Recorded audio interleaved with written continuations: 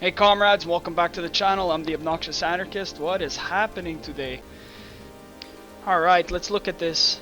So Danke Kang says that a color revolution in Cuba and what is most likely American-backed regime changed in Haiti looks like Uncle Sam is trying to take over the whole Caribbean. Now, I don't really fully understand this concept of color revolutions, but based on like what little research I've done today, like which is about 10 to 15 minutes, is that it seems to be perceived grassroots movements rising up against communist regimes across the world and stuff like that. Now, Luna Oi actually did a really good video on.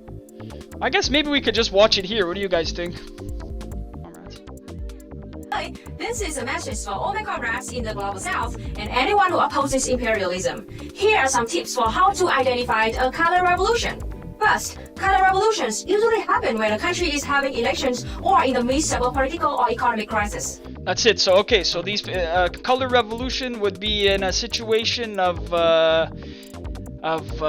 confusion, a situation of chaos. So these are people that are perhaps trying to opportunize on systems of situations of crisis to push their political agendas forward, you know, and that's not all necessarily bad, but let's go. Second, color revolutions can have many motivations. Targets are usually poor imperialized nations, which challenge the hegemony of imperialist nations, or which strive towards socialism. 3. Color revolutions exaggerate social scandals to... So the second point being that this targets mostly socialist governments and stuff like that. Let's see. Provoke people to protest. 4. Asian provocateurs on signs with vague slogans like... You know, like here, the point that she just made here, saying that color revolutions exaggerate social people to protest. I would say that a lot of this has happened with Lula in Brazil. They blow up these scandals and they turn it into reasons for intervention. So these are also things that we need to be keeping our eyes on in terms of American imperialism or other imperialist nations, of course, you know? To provoke people to protest. 4. Asian provocateurs on signs with vague slogans like democracy and freedom and provoke people to protest in order to interrupt regular activities like business or school. 5. Democracy and freedom, more like we want to inject Americanism into your society and keep American hegemony as much as possible because, you know...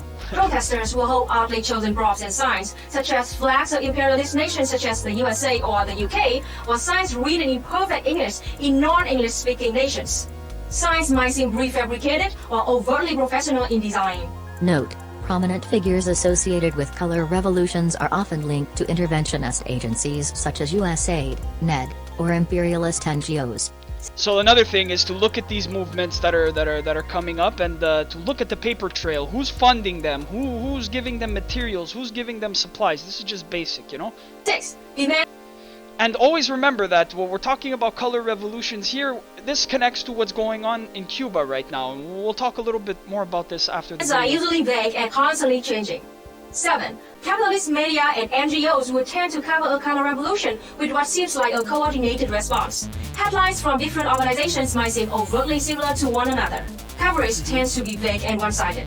8. Once protests get big enough and people's life become heavily disrupted, NGOs and foreign governments will speak up in support of protesters to legitimize intervention. Folks, I want to start by recognizing the remarkable protests that are taking place in Cuba. The Cuban people are demanding their freedom from an authoritarian regime. And I don't think we've seen anything like this protest in a long, long time, quite frankly ever. And the United States stands firmly with the people of Cuba as they assert their universal rights. And we call on the government of Cuba to refrain from violence or attempts to silence the voice of the people of Cuba.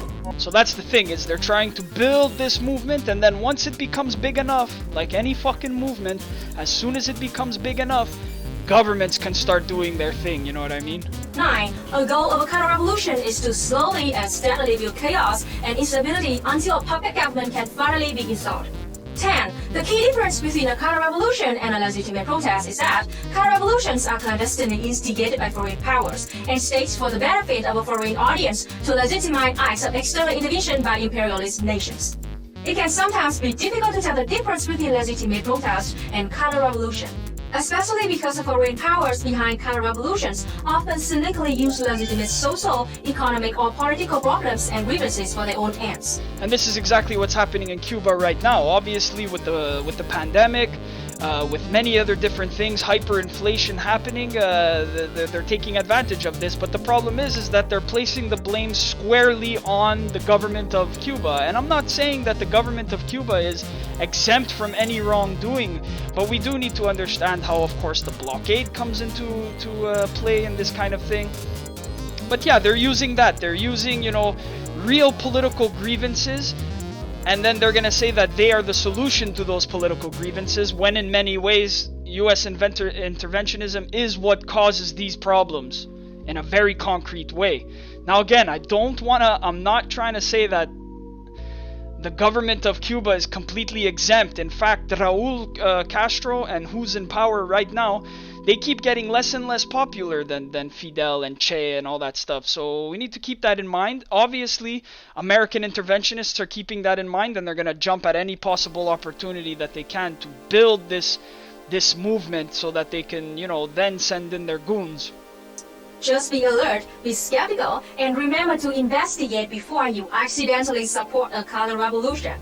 If you want to learn more about recent color revolution in Vietnam, check out my latest video on my channel. Luna ơi! Luna oi! Oi oi! Fucking awesome. Yeah, that was really good. Diaz-Canel, that's the current president, right. Shreddy Kruger says, many in America are calling for invasion. That's why I believe it's an urgent task to defend Cuba right now in the States. Absolutely. Like, I feel the same way with this whole sensationalization of Cuba as I do with the whole sensationalization of China. A lot of these, like, we can levy justified critiques at these governments, but when it starts to border on, like, you know, warmongering and you know, okay, so it's like, okay, you have these critiques of China and Cuba, but now what? What are your solutions to these problems, right?